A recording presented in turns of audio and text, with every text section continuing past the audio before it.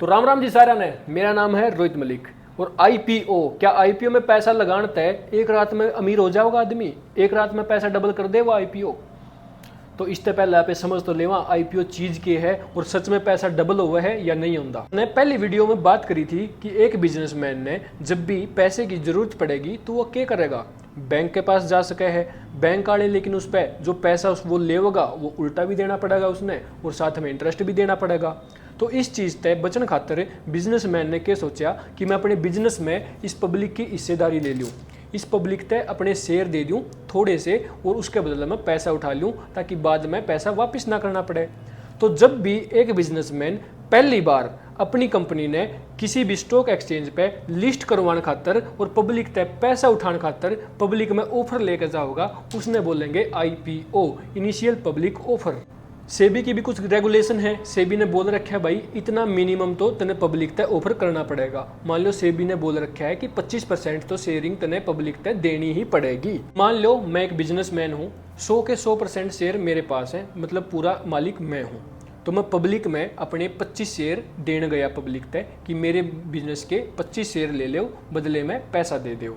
लेकिन पब्लिक भी तो समझदार होनी चाहिए, पब्लिक ने नू तो पूछना चाहिए कि मारे पे तू पैसे लेके 25 शेयर दे के तू करेगा के पैसे का।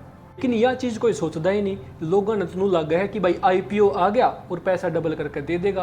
भाई नू भी तो देखा करो कि वो उस पैसे का करेगा के, उसका पर्पज के है, कंपनी कितनी पुरानी है, कंपनी ने पहले के काम कर रखा है, सारी चीज़ पढ़ा करो, उसके बाद किसी आईपीओ में अपना पैसा लगाया करो, ना तो पैसा डबल होने की बजाय जीरो भी हो सका है। तो मान लो मैंने पब्लिक तय अपनी 100 की हिस्सेदारी में तय 25 उन तय दे दी, तो 25 हिस्सेदारी के बदले में मैंने पैसा चाहिए। तो मैंने पब्लिक तय कहा कि जी एक शेयर के पैसे हैं 10 रुपये, तो मैंने मान लो 250 रुपये चाहिए पब्लिक तय। तो पब्लिक ने पूछना चाहिए कि भाई बिजनेसमैन तू 250 रुपये का करेगा के, पर्पज तो पूछना जरूरी है। तो इस खातर हमने जब भी कोई आईपीओ आवे उसका सबसे पहले तो प्रोस्पेक्टस पढ़ना चाहिए। प्रोस्पेक्टस मतलब जिसमें कंपनी की सारी चीज़ लिखी हो कि पब्लिक ने पहले के कर रखा है, के नहीं कर रखा, कितना प्रॉफिट है, कितने लॉस में है और कंपनी इस पैसे का करेगी के। इब स्कूल में अपने बालक का एडमिशन करवाने जावे, कॉलेज में अपने बालक का एडमिशन करवाने जावे, उड़ा प्रोस्पेक्टस पढ़ो तो हम कोचिंग सेंटर का भी आवे आजकल तो कि भाई देखो हमने इतनी रैंक दे रखी है, इतने बच्चे हमारे पास हुए हैं। तो जब हम कोचिंग सेंटर या स्कूल में जाकर प्रोस्पेक्टस पढ़ो हो तो भाई जब अपना पैसा किसी आईपीओ में लगाओ जब भी प्रोस्पेक्टस पढ़ा करो। तो मैं बिजनेसमैन था, मैंने अपने 25 शेयर दे दिए, लेकिन जब भी कंपनी में कोई डिसीजन लेना होगा तो मैं 25 लोग भी अपनी वोट दे सके हैं उस डिसीजन में, लेकिन चलेगी किसकी, मेरी, क्योंकि मेरी है बहुमत की सरकार, मेरे पास है अब भी 75% शेयर। एक बात और, मान लो 25 शेयर के पैसे मेरे पास आ गए, ये 25 शेयर के 250 रुपये मेरे पास आ गए, मैंने उस 250 रुपये तक अपना बिजनेस में लगा दिए, अपना बिजनेस में काम करना स्टार्ट कर दिया। लेकिन जो 25 लोगों ने लगाए होंगे वो पैसे, या तो 25 लोगों ने लगाए होंगे या एक ही बंदे ने 25 शेयर खरीद लिए होंगे या किसी ने 2 खरीद लिए होंगे, किसी ने 3 खरीद लिए होंगे, वह उनकी मर्जी है। मान लो कि जो का इमरजेंसी आ गई, उसने पैसा चाहिए है, उसने शेयर बेचना है, वो मेरे दौरान नहीं आऊँगा बेचन, मैंने अपने शेयर एनएससी या बीएससी पे लिस्ट करवा दिए, उड़ा जाकर खरीदो बेचो कुछ करो, बिजनेसमैन ने कोई मतलब नहीं बता रहे थे। तो जब भी आईपीओ आवेगा मार्केट में 2 चीज़ और चलेंगी कि यो आईपीओ ओवर सब्सक्राइब्ड हुआ या अंडर सब्सक्राइब्ड हुआ। ओवर सब्सक्राइब का क्या मतलब है, मान लो मैंने 25 शेयर ऑफर करे लेकिन डिमांड ज़्यादा है मेरे शेयर की, लोगों ने बेरा कि भाई रोहित मलिक बढ़िया आदमी है, बढ़िया बिजनेस चल रहा है इसका, तो 50 लोग मेरे शेयर लेने खातर आ गए, लेकिन मैंने तो बेचने थे 25, तो मतलब मेरी डिमांड ज़्यादा है, मतलब इसका मतलब है मेरा जो आईपीओ है वो ओवर सब्सक्राइब्ड है। लेकिन तो डिमांड कम भी हो सके है। मान लो मैंने 25 शेयर ऑफर करे पब्लिक में, लेकिन लोगों ने बेरा है घटिया आदमी है, बिजनेस भी घटिया, इसका स्कैम कर देगा हमारे गिल्ली, तो डिमांड आई बस 20 शेयर की, तो जो 5 शेयर बच गए वो किसी ने खरीदे ही नहीं, तो मतलब अंडर सब्सक्राइब हो गया आईपीओ में। तो बिजनेसमैन ना अंडर सब्सक्रिप्शन तक बचने खातर एक काम और कर ले है, वो ना अंडरराइटर हायर करता है। अंडरराइटर हायर करता है, अंडरराइटर मतलब कोई भी इन्वेस्टमेंट बैंकर हैं उन्हें वो हायर कर लिए जो उसकी पूरी लिस्टिंग प्रोसेस में उसकी हेल्प करेंगे। अंडरराइटर क्या बोलते हैं, अंडरराइटर बोलते हैं कि आप अपने पब्लिक में शेयर उतार दो, 25 शेयर उतार दो, आपके अगर 20 बिकेंगे तो 5 हम खरीद लेंगे। तो ऐसे काम चलता है, कंपनी एनएससी या बीएससी पे लिस्ट हो जाती है, शॉर्टफॉल होता है, वो अंडरराइटर खरीद लेते हैं। तो आईपीओ में अप्लाई करने से पहले हम ये समझ लेते हैं कि आईपीओ में हम पैसे कितने लगा सकते हैं, कितने कम से कम पैसे लगा सकते हैं और कितने ज़्यादा से ज़्यादा पैसे लगा सकते हैं। तो अपने पास 3 तरह के इन्वेस्टर हैं। एक होते हैं रिटेल इन्वेस्टर। रिटेल इन्वेस्टर वो लोग हैं अपने जैसे छोटे लोग, इंडिविजुअल रिटेल इंडिविजुअल इन्वेस्टर, मतलब अपने जैसे छोटे मोटे लोग जो 15,000 से लेके मिनिमम उनको 15,000 तो लगाना ही पड़ता है और मैक्सिमम 2 लाख रुपए तक एक आईपीओ में लगा सकते हैं। इनके लिए कोटा फिक्स होता है जनरली कि 35, मान लो मैंने 25 शेयर इशू किए थे ना, तो 25 में से 35% इनके लिए कोटा फिक्स होता है। उसके बाद आते हैं नॉन इंस्टीट्यूशनल इन्वेस्टर। ये इनको हम बोलते हैं थोड़ा सा, वो इनको हाई नेटवर्थ इन्वेस्टर भी बोल देते हैं हम, जिनके पास थोड़ा सा ज़्यादा पैसा है। मतलब ये भी इंडिविजुअली होते हैं, इनको भी मतलब कोई ज़्यादा किसी सेबी से रजिस्ट्रेशन लेने की ज़रूरत नहीं पड़ती। ये वो लोग होते हैं, अगर मैं बोल दूँ तो, जिनकी नेटवर्थ 5 करोड़ रुपए से ज़्यादा होती है। HUF वगैरह हो सकती हैं या कोई इंडिविजुअल हो सकता है जिसके पास ज़्यादा पैसा है, तो इनके लिए कोटा फिक्स होता है कि 15%, अगर 25 शेयर इशू किए थे मैंने तो 15% इनके फिक्स होते हैं। उसके बाद आते हैं क्वालिफाइड इंस्टीट्यूशनल। ये वो लोग होते हैं जो खुद का पैसा नहीं लगाते। यहाँ और यहाँ एक इंडिविजुअल अपना खुद का पैसा लगा रहा था किसी भी आईपीओ में, और ये होते हैं मान लो म्यूचुअल फंड वाले हैं या कोई कॉरपोरेशन है या कोई आप मान लो कॉमर्शियल बैंक हैं, वो लोग होते हैं जो पैसा लगाते हैं पब्लिक के बिहाफ पे, और इनका कोटा फिक्स होता है 50% से ज़्यादा, और ये कितना भी पैसा लगा सकते हैं आईपीओ में, और लेकिन इनको सेबी पे रजिस्ट्रेशन करवाना पड़ता है। रजिस्ट्रेशन मैंडेटरी होता है इनके लिए। अब मैं आपको लेके चलता हूँ मनी कंट्रोल की साइट पे और वहाँ दिखा देता हूँ कि भाई जो पिछले वो आए थे आईपीओ, उनका क्या हाल हुआ था, क्या सबने पैसा डबल करके दिया था या नहीं दिया था। तो ये अपनी मनी कंट्रोल की साइट है, मैंने वहाँ पे हिस्ट्री निकाल ली। हिस्ट्री में ये दिख रहे हैं हमको 9-10 आईपीओ आए थे जो भी। इसमें देखेंगे हम स्विगी वाला आईपीओ देखते हैं। ये जी 13 नवंबर को लिस्ट हो गया था और 390 रुपये का प्राइस था कि 390 रुपये हमको दे दो, हम एक शेयर दे देंगे।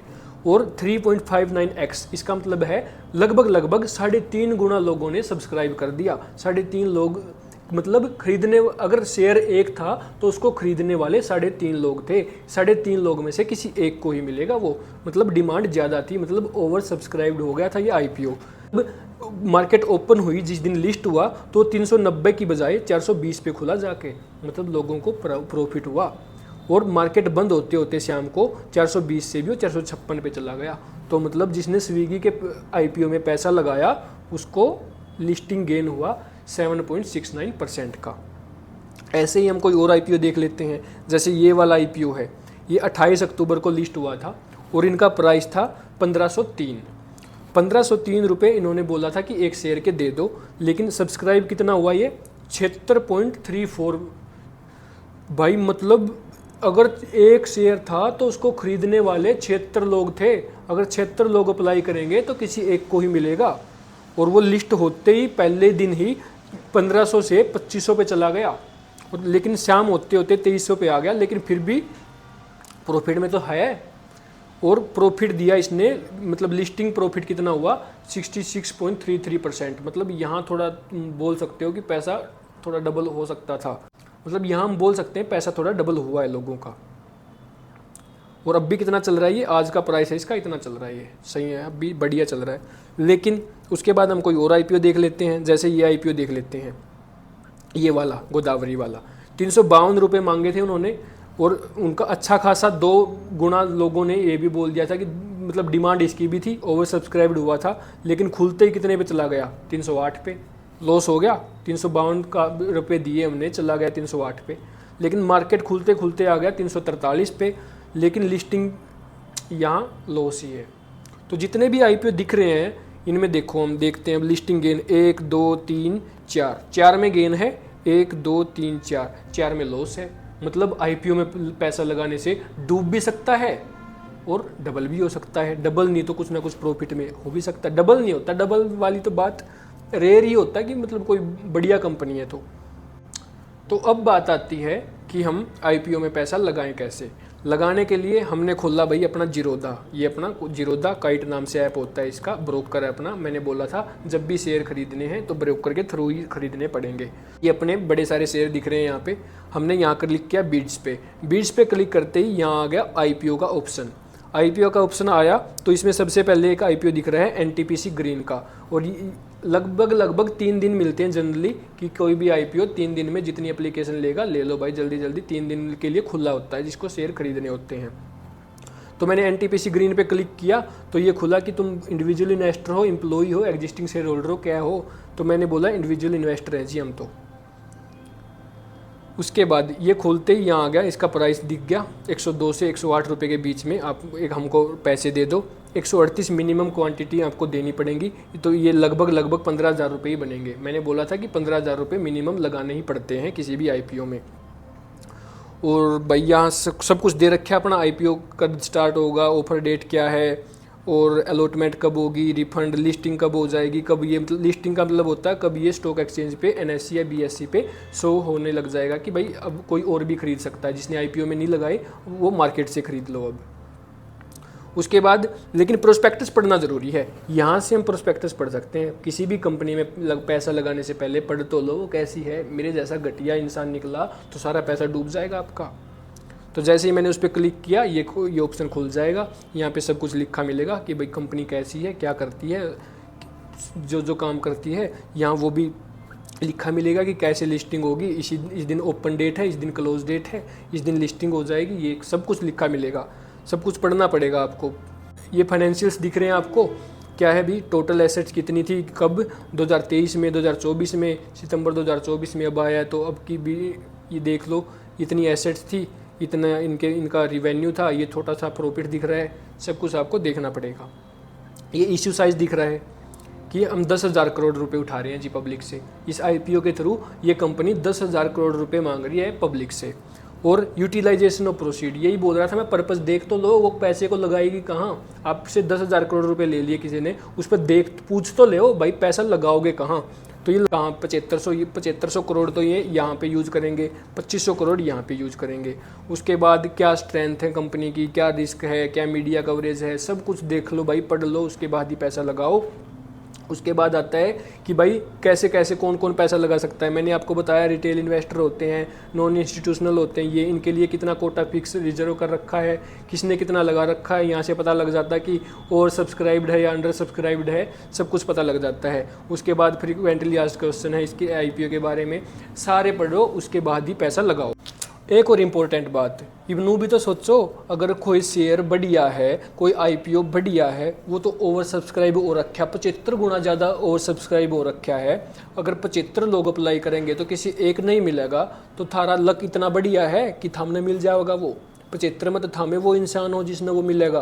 तो इस तरह बचन खातर थम एक ही डीमैट अकाउंट पर थे ना, बड़े सारे लोट लगाने की बजाय अलग अलग डीमेट अकाउंट बताए एक एक लोट लगा लिया करो, उससे चांस ज़्यादा होंगे कि थामने वो आईपीओ मिल जावे।